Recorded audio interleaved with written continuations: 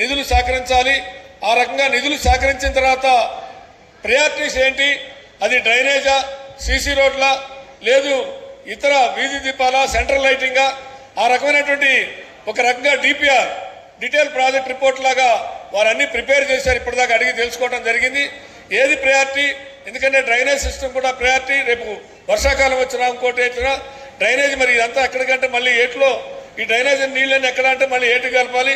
ఏట్లో కలపడం అనేది మళ్ళీ చట్టరీత్యా తప్పవుతుంది. కాబట్టి ఎస్టీపీలు పెట్టాలి.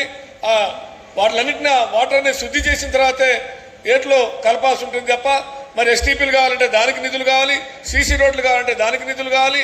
ఇతర వ్యవస్థలన్నింటికి నిధులతోనే ముడిపడి ఉంది. కాబట్టి నిధుల సమీకరణలో మా వంతు కర్తవ్యంగా మేము కూడా సహకరిస్తాం మాకున్నటువంటి హోదాని. ఎందుకంటే ఈ నివాసిగా నాకు కూడా ప్రయారిటీ, నాకు కూడా బాధ్యత ఉంది. కాబట్టి ఆ బాధ్యతలో నిధుల సమీకరణ అనేది ఇప్పటిదాకా పన్నుల రూపంలో ఎంతవరకు వచ్చిందంటే చాలా పూరుంది. 17% 14% ఎంత 14% ఇంటి పన్నుల వసూలు ఉంది.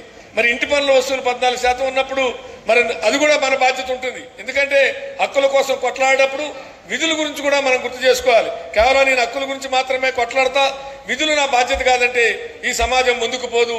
ఈ సమాజం హక్కులు విధులు అనేటువంటి జోడెద్దులతోనే సమాజం ముందుకు పోతుంది అనే విషయాన్ని కూడా మనం గుర్తించాలి.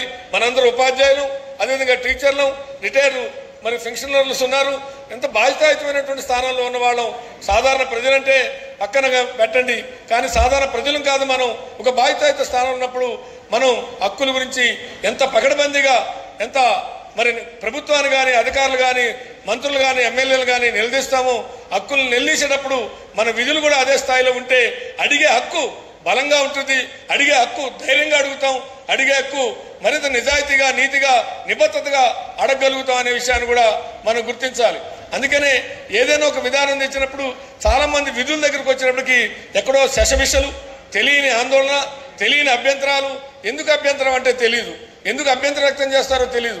మన విధులు మనం నిర్వర్తిస్తున్నప్పుడు ఎక్కడ మనం అభ్యంతరాలు చెప్పాల్సిన అవసరంలా. ఇటీవల కాలంలో చూస్తుంటా, నాకు కూడా మిత్రులున్నారు, అందరూ వెంకటేశ్వర అన్న, వీళ్ళందరూ కూడా కొంతమంది జూనియర్లు, కొంతమంది సీనియర్లు. ఎందుకంటే నేను కూడా ఖమ్మం స్టూడెంట్నే కాబట్టి చాలామంది తర్వాత టీచర్లుగా, లాయర్లుగా, లేదు ఇంకా ఇతర వృత్తిలో ఉన్నారు. కాబట్టి మనం ఒక బాధ్యతాయుత స్థానంలో ఉన్నప్పుడు మన విధులు నిర్వర్తించడంలో ఎక్కడో బలహీనతలు వెంటాడుతున్నాయి. దయచేసి ఆ బలహీనతల్ని మనం లేకుండా చేసుకోవాలి అనేది కూడా ఈ సందర్భంగా సూచించదలుచుకున్నాను. మీకేమీ సలహాలు ఇవ్వదలుచుకోలేదు, కానీ సూచించదలుచుకున్నాను. ఎందుకంటే కొత్త విధానాలు ప్రభుత్వం తెస్తుంది. దాంట్లో మనకున్న అభ్యంతరాలు ఏంటి, దాంట్లో మనకున్నటువంటి ఇబ్బందులు ఏంటో చూసి దాన్ని అధిగమించాలి తప్ప దానికి ఆటంకాలను సృష్టించే పద్ధతిలో ఉండాల్సిన అవసరంలో. నాకన్నా ఏలూరు సీనా అని చెప్పాడు గత 10 సంవత్సరాల్లో జరిగినటువంటి పరిణామాల గురించి. అది నాకు సంబంధం లేని విషయం. ఎందుకంటే ఏం జరుగుతున్నాయో మీరు చూస్తున్నారు, ఏం జరిగిందో మీరు చూస్తున్నారు, జరగబోయేది కూడా మీకు అర్థమవుతుంది. కాబట్టి ఖచ్చితంగా ఇందాక మీరు చెప్పినట్టుగా, మన వాళ్ళు అందరూ చెప్పినట్టుగా మనందరం, ఎందుకంటే మంచి మున్సిపల్ కమిషనర్ గారు చాలా నిబద్ధతతో పనిచేస్తున్నారు. ఆ రకంగా వారన్నీ తయారు చేసి ఉన్నారు. కాబట్టి దానికి సంబంధించిన మంత్రి గారి దృష్టికి తీసుకుపోయేది, ఎంపీ గారి దృష్టికి తీసుకుపోయేది, కలెక్టర్ దృష్టికి తీసుకెళ్లి ఖచ్చితంగా మన కాలనీ, ఎందుకంటే దరిదాపుగా ఈ జిల్లాలో ఖమ్మం కార్పొరేషన్ తర్వాత అంత పెద్ద మున్సిపాలిటీ ఏదైనా ఉందంటే అది ఏదులాపురం మున్సిపాలిటీ తప్ప మరొకటి కాదు.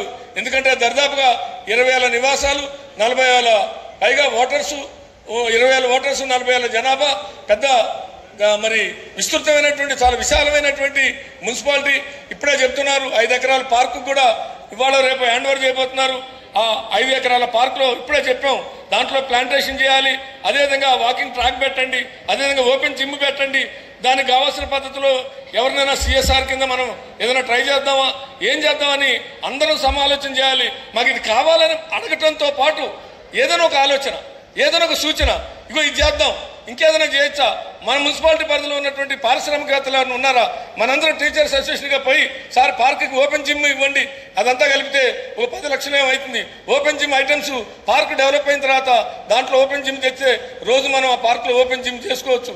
కాబట్టి అటువంటి ఆలోచన కూడా మన అందరం చేద్దాం. ఎందుకంటే ఇంత పెద్ద ఆర్గనైజేషన్ ఏర్పడింది. ఇంత పెద్ద ఆర్గనైజేషన్లో మీరు 10 మంది దగ్గర పోయినప్పుడు ప్రభుత్వం ఇచ్చే నిధులు తెచ్చుకుందాం, కొట్లాడదాం, ప్రభుత్వాన్ని నిలదీద్దాం, అధికారులను అడుగుదాం, అన్నీ చేద్దాం. దాంతోపాటు సిఎస్ఆర్ కింద ఎవరెవరు ఉన్నారు, ఈ ఏరియాలో వాళ్ళు ఎంతంత ఆదాయాన్ని సమకూర్చుకున్నారు, అది గ్రానైట్ ద్వారానా ఇంకో ద్వారానో వారిలో ప్రాఫిట్లో సిఎస్ఆర్ కింద అఫీషియల్గా వాళ్ళకి పన్ను మినహాయింపు ఉంటుంది కాబట్టి సిఎస్ఆర్ కింద మాకు కొంత ఇవ్వండి అని అడుగుదాం. మీరందరూ పోయి అడిగితే దానికి వాళ్ళు కూడా కలెక్టర్ కూడా ఫోన్ చేస్తే ఆ రకంగా అధికారులు, మున్సిపల్ అధికారులు, కమిషనర్ గారు కూడా ఫోన్ చేస్తే ఏదో వృత్తాభక్తిగా ఓ 10 లక్షలు వస్తే 10 లక్షల రూపాయలతో ఓపెన్ జిమ్ ఐటమ్స్ కొనుక్కోవచ్చు. ఆ రకమైనటువంటి ఆలోచన కూడా చేయాలి. ఈ రకమైనటువంటి ఆలోచన ఇక్కడి నుంచి ఈ సమావేశం నుంచి మీరు శ్రీకారం చుడతారని, కొద్ది రోజుల్లోనే ఒక మంచి ఫలితాలు వస్తాయని, అటు ప్రభుత్వం నుంచి మనకు సహకారం, ఇటు మనం చేసేటువంటి పనికి ఇతర వర్గాల నుంచి కూడా సహకారం అందుతుందని, ఆ రకంగా ఈ కాలనీని అతి త్వరలో అభివృద్ధి చేసుకుందాం. దానికి నా వంతు కర్తవ్యాన్ని సంపూర్ణంగా అందిస్తానని తెలియజేస్తూ ఈ అవకాశం ఇచ్చిన మీ అందరి దగ్గర సెలవు తీసుకుంటాను. మిత్రులారా, దయచేసి